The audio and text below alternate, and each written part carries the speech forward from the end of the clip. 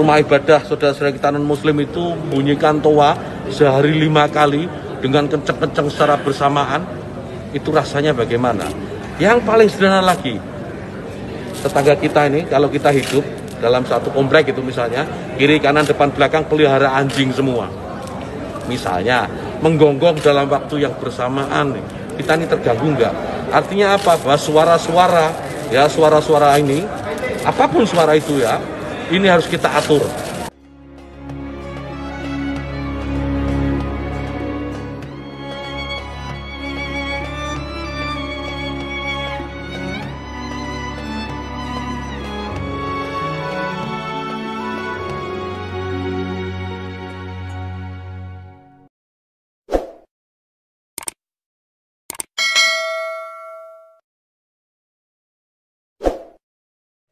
Bismillahirrahmanirrahim.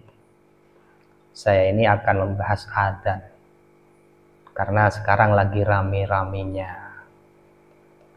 statement Menteri Agama yang dianggap menyerupakan suara adzan dengan gonggongan anjing. Walaupun itu sudah diklarifikasi tidak demikian. Beliau hanya berbicara tentang pentingnya toleransi karena kita hidup di Indonesia yang majmuk, yang plural.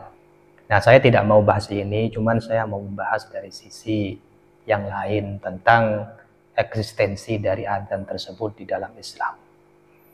Nah, adzan ini merupakan syiar Islam. Adzan ini disyariatkan oleh Allah lil-i'lam bidukhulil waqti, untuk memberitahukan masuknya waktu.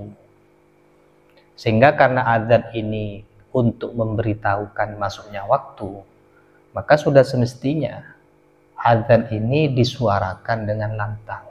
Orang yang adzan sudah semestinya melantangkan suaranya dan mengeraskan suaranya. Sehingga orang-orang mukmin yang punya kewajiban sholat itu mendengarkan suara adzan dan sadar kalau waktu sholat tertentu itu sudah masuk dan bisa berjemaah baik di musholla atau di masjid. Oleh karena itu dahulu di masa Nabi, beliau menyuruh sahabat Bilal adzan.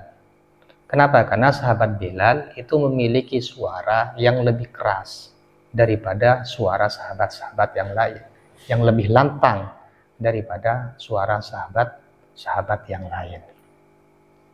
Kemudian seperti yang saya sampaikan di awal, bahwasanya adzan itu merupakan syiar Allah.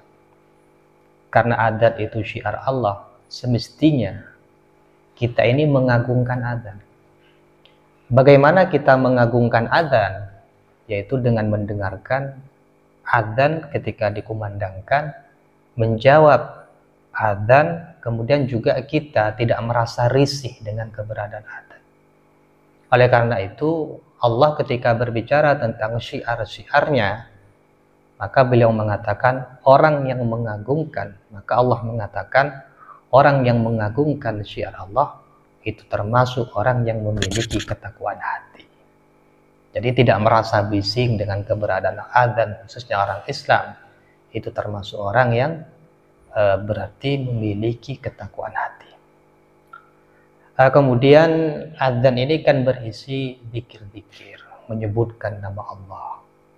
Nah, semestinya orang kalau memang memiliki kesempurnaan iman, memiliki iman yang sempurna, maka hatinya akan tergugah, maka imannya akan bertambah.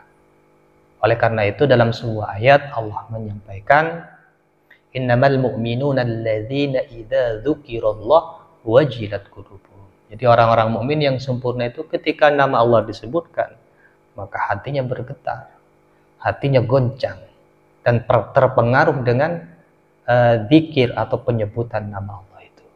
Sehingga imannya bertambah ketika mendengarkan nama Allah, ketika mendengarkan zikir-zikir yang menyebutkan nama Allah. Nah, semestinya kan demikian. Sehingga seorang mukmin yang sempurna itu tidak merasa terganggu dengan keberadaan syiar-syiar Allah, khususnya adzan.